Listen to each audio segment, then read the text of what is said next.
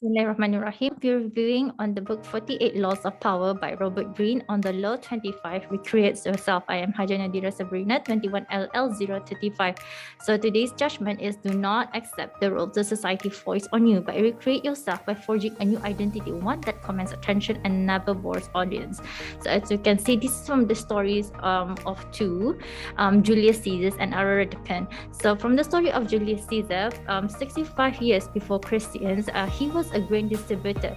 So and then he joined a public games, of which this made him a great public showman to the public. He gained trust, and then what happened was 49 years before Christian, Rome was actually was on the brink of civil war between leaders Caesar and Pompey. So what he did an impossible. He acted upon situation where he gives speeches that convince his general and soldiers to march the bridge, crossing the river, the impossible river of Rubicon, of which his speeches, because he made that speeches, he was actually respected because of it, and he gained trust.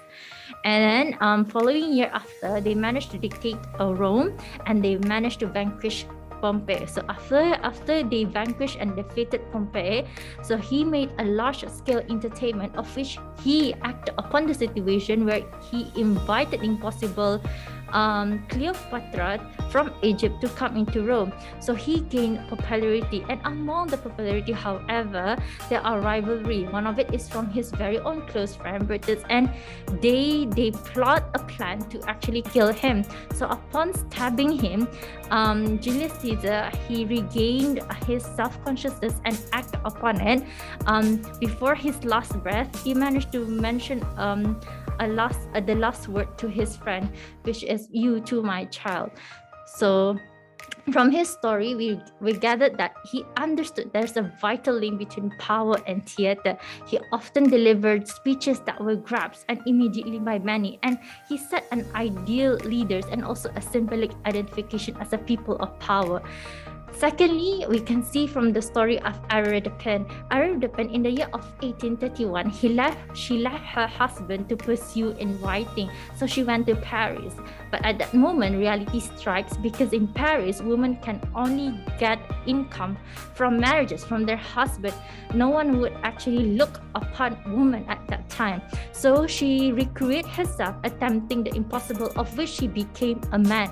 So she has a role to play, and it was accepted by society. So in 1832, she published her very first book, which is accepted as the name of George Sand. So she often wore men's clothing as a public figure, and found she herself was accepted in the society.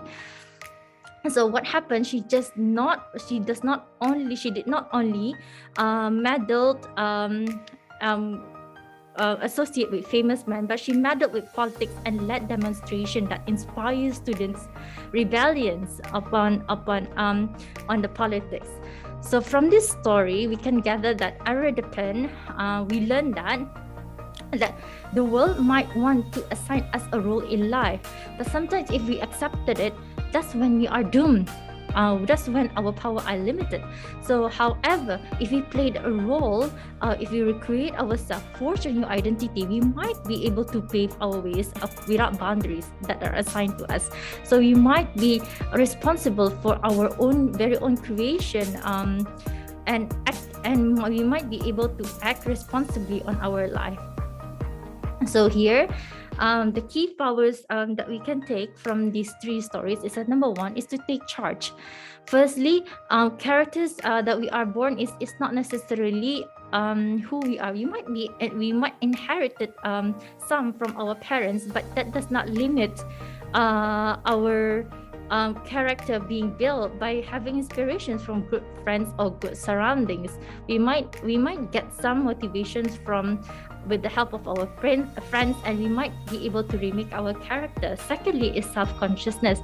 The key power to a very good leadership is to be able to control our emotional values, to not be molded into a character that were based solely on our emotions. Sometimes we need to be rational to act upon situation. Thirdly is to learn to play many roles. This is very important. learn many roles in accordance to situations. So if we act upon it, sometimes if we act upon it, that's when we are able to gear up ourselves, to take courage, to be able to put effort, and these are based on the situations that we are massed upon. So to end this, the key power, I would like to end up with a very beautiful surah from Surah Ali Imran, ayat 110.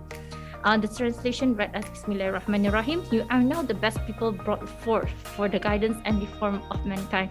You enjoy what is right and forbid what is wrong. Believe in Allah. Had the people of the book believed it were better for them. Some of them are believers, but most of them are transgressors. Thank you very much. Thank you very much, and that's all from me.